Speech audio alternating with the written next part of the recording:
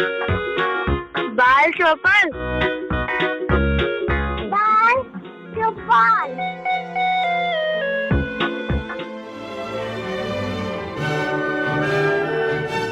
Hello बच्चों, सहकार radio पर ज्ञान विज्ञान की श्रृंखला को आगे बढ़ाते हुए आज आपके साथ मैं हूँ स्वाति दीदी।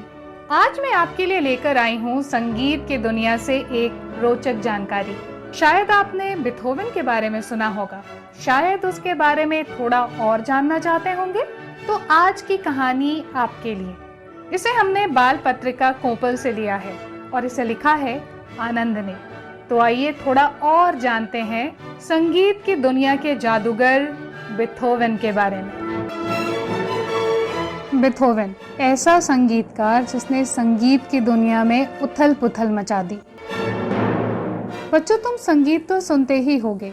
संगीत सुनना भला किसे अच्छा नहीं लगता। उससे हमारा मनोरंजन होता है और पढ़ाई के तनाव से राहत भी मिलती है। क्या तुम जानते हो कि हम मनुष्यों का संगीत से रिश्ता बहुत पुराना है। इसकी शुरुआत तभी से हो गई थी जब वानर की एक प्रजाति से विकसित होकर हम इंसान बन रहे थे। पर उस समय का इंसान आज के इंसान से अलग था। उसे आदि मानव कहा जाता था। उसकी खासियत थी कि वो अपनी ज़रूरतें पूरी करने के लिए मिलजुल कर काम करता था। वो अपना पेट भरने के लिए सामूहिक रूप से शिकार करता, जंगल से कंदमूल बटोरता और मछलियां मारता। समूह में रहना और काम करना उसके लिए ज़रूरी था, क्योंकि अकेले रहकर ना वो प्रकृति का मुकाबला कर सकता था, ना हिंसक जानवरों का। बाद में इसी तरह सामूहिक रूप से काम करते हुए आदि मानव ने औजार बनाए, पेड़ों से लकड़ियां काटकर नावें बनाई, बर्तन बनाए। अब वो सिर्फ प्रकृति पर ही निर्भर नहीं रहा, बल्कि अपने लिए खुद सामान पैदा करने लगा था। साथ साथ मिलजुल कर पैदा करने की ये पूरी सामूहिक प्रक्रिया आपसी तालमेल के बिना नहीं हो सकती थी। उनके लिए ये जरूरी हो गया कि वे एक दूसरे को अपनी बात समझा सकें। इस प्रक्रिया में पहले संकेतों, फिर शब्दों और बोलियों का विकास हुआ।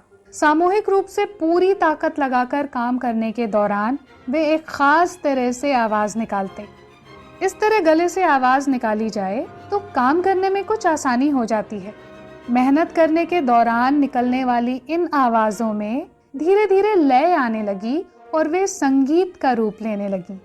ये आदिम संगीत था। अभी भी अगर तुम भारी लट्ठा उठाते मजदूरों को, नाव खेते नाविकों को या घाट पर कपड़ा फचीटते धोबियों को देखो तो तुम पाओगे कि उनकी आवाजें एक लयबद्ध संगीत के रूप में निकलती हैं। इस प्रकार मछुआरों का संगीत, नाविकों का संगीत, कुम्हारों का संगीत विकसित और प्रचलित हुआ। इसका मतलब ये हुआ कि संगीत का जन्म सामूहिक मेहनत या श्रम की प्रक्रिया के दौरान हुआ। सभ्यता की राह पर आगे बढ़ने के साथ बांसुरी, वीणा, एकतारा, सारंगी, तानपुरा, ढोलक और फिर वायलिन, गिटार, पियानो जैसे वाद्य यंत्रों की खोज हुई, जिसने संगीत के विकास को तेज किया।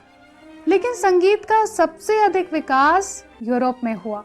Opera, symphony, concert, sonata, cantata, orchestra के जरिए संगीत ने नई ऊंचाइयों को छुआ।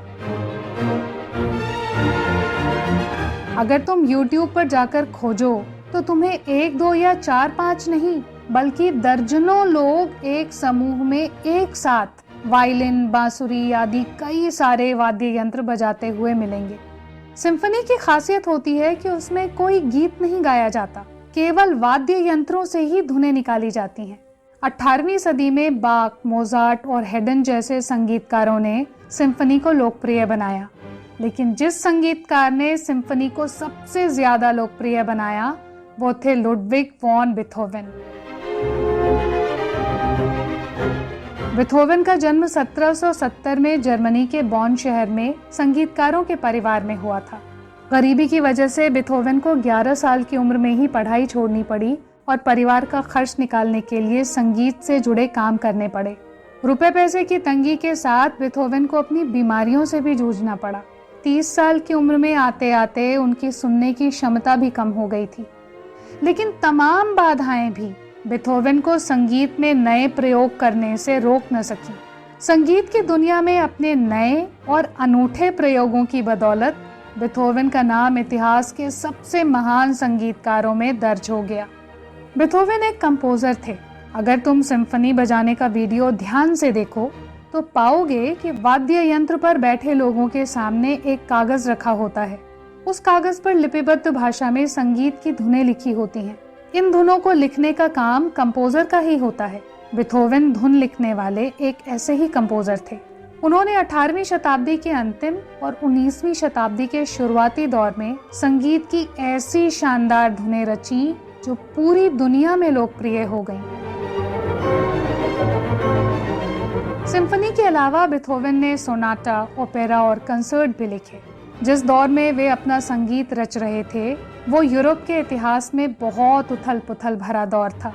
यही वो समय था जब फ्रांस में क्रांति हुई थी और आम लोगों ने मिलकर राजा महाराजाओं की सत्ता तथा चर्च की ताकत को खत्म कर दिया था।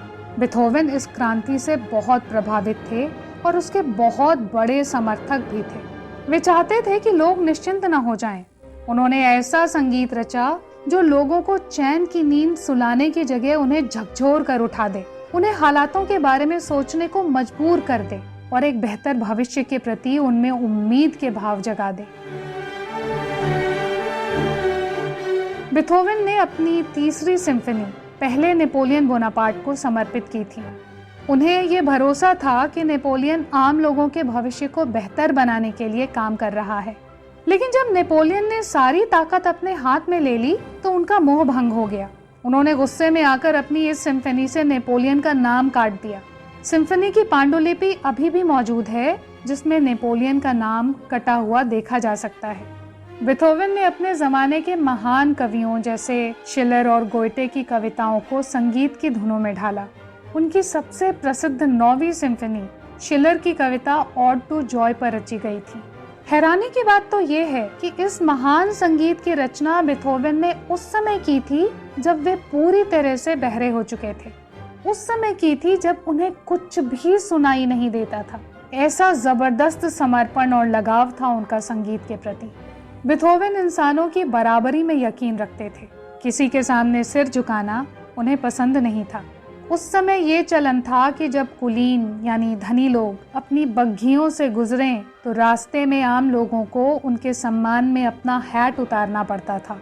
बेथोवन को ये परंपरा इंसानों की बराबरी की भावना के खिलाफ लगती थी, इसलिए वे ऐसे मौकों पर अपना हैट नहीं उतारते थे। ऐसी एक पेंटिंग भी है जिसमें बेथोवन अपना हैट लगाए किसी कुलीन की ओर से मुंह मोड़े खड़े हैं।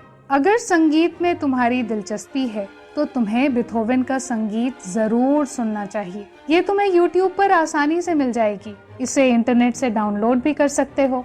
तो तुम बेथोवन का संगीत जरूर सुनो और हमें भी बताओ कि तुम्हें कितना पसंद आया। अगली बार एक नई कहानी के साथ तुम्हारी स्वाति दीदी फिर से मिलेगी। तब तक के लिए बाय बच्चों।